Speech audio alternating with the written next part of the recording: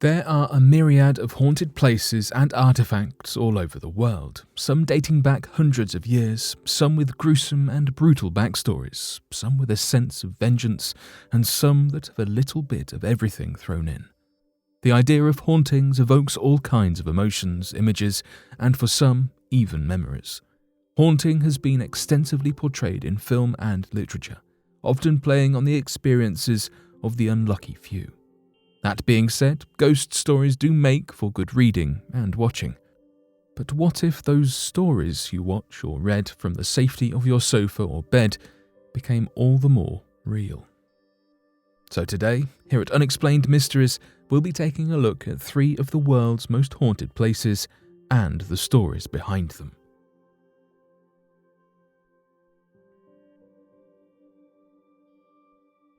Connecticut Valley Hospital.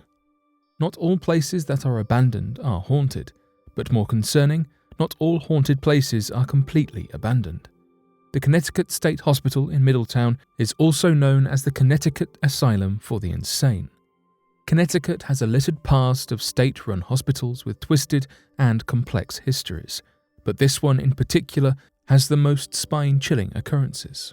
If you head down Route 9 through Middletown, you might notice a collection of buildings off to the southeast, on a hilltop overlooking the city, red brick buildings looming over the whole town. These decaying structures are remnants of the past that have lingered well into the future. The hospital once held as many as 3,200 patients and was a fully functioning institution. They had a series of neglect issues within the walls of the hospital, everything from a patient ingesting batteries, a steel nail, a razor, a top of a beer can, paper clips, and even inserted pens. 10 employees were actually charged in the case, and more than 30 were put on administrative leave. The abuse was systemic, and it was terrible. The hospital was not always this way. It used to be a manicured and pleasant place for the people who stayed there. It was not until the state forced more people into it, institutionalizing not only the chronically ill but the criminally insane, which left the hospital unable to handle the new conditions. The buildings, still in operation, stand as a cold reminder of the things that occurred within them. The ghostly environment is said to be bone-chilling and eerie. No one is allowed in or out, and what happens on the hill remains a mystery.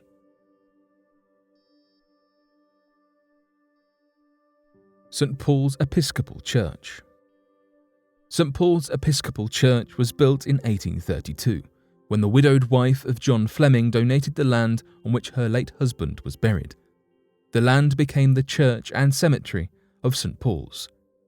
The building has stood the test of time, having the first vestry built in 1833 and the Coral Rock Church following shortly after, in 1838.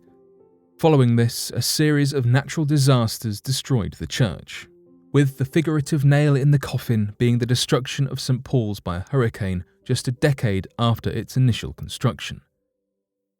After a prompt rebuilding, the St. Paul's Episcopal Church appeared to stand the test of time, surviving even more events nature threw its way, including the 1886 Great Fire.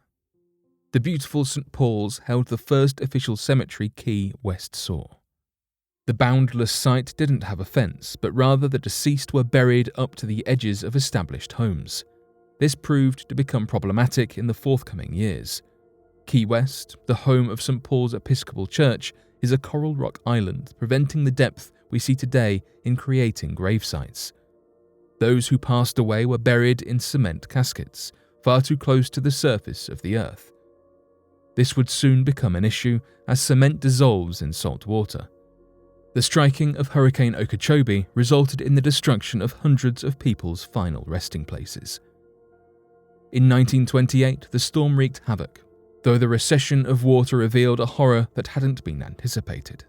The deceased bodies of those who had once been locals on the island were left around the neighborhood, in the trees or along the street, and miscellaneous bones were found along the island too. Those who had passed and fallen victim to Hurricane Okeechobee were respectfully laid to rest once again within St. Paul's, and in keeping with his wife's wishes, the church provides sincere reassurance that John Fleming is buried there to this day, though nobody knows the precise location. Following this strange upheaval, the atmosphere of St. Paul's was forever changed, with many sightings of Fleming's ghost being reported. The assumption has been made that this sudden surge in activity was a result of his grave being disrupted by the hurricane. The description generally makes Fleming's ghost out to be a smoky white vapour, dressed in clothing typical of the 19th century, wandering St. Paul's at night. Fleming apparently isn't alone at St. Paul's, being kept in good company as other ghosts have been sighted, heard, or otherwise perceived. The crying of children has been reportedly heard, which many believe to be the spirits of children who had been buried alive at a nearby Baptist church. Others have seen and even been taunted by the spirit of a 19th century gentleman who had apparently been driven away from Key West by pirates.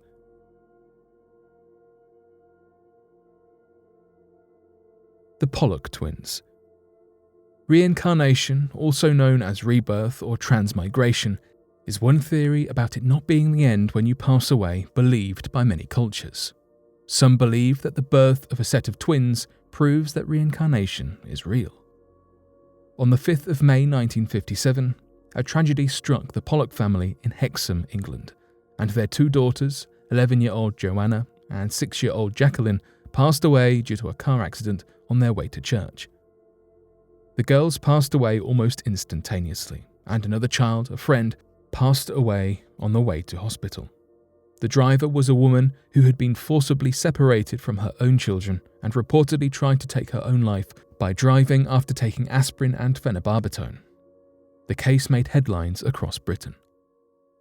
On the 4th of October 1958, Joanna and Jacqueline's mother, Florence Pollock, gave birth to a set of identical twins, named Gillian and Jennifer. The similarities between the twins and the deceased girls started to show at birth.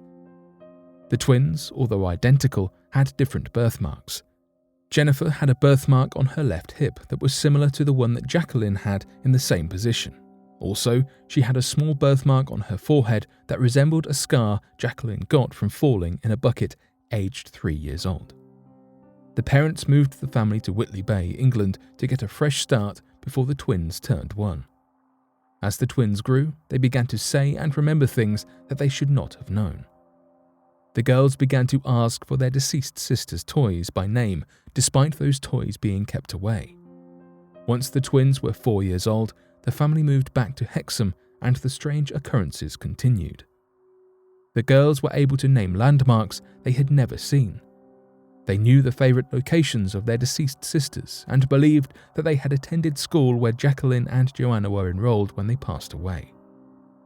The girls were also terrified of cars and running engines. It got stranger. Florence noticed Jennifer and Gillian playing chilling games. Gillian cradled Jennifer's head, saying, "There's blood coming out of your eyes." According to their father, John, the twins often talked about the accident between themselves. The twins had similar tastes for foods, clothes, and music as their deceased sisters. However, all memories of their past life seemed to disappear shortly after the twins turned 5. Some people believe that these twins prove that reincarnation is real. Others said the girls were influenced by their older brothers.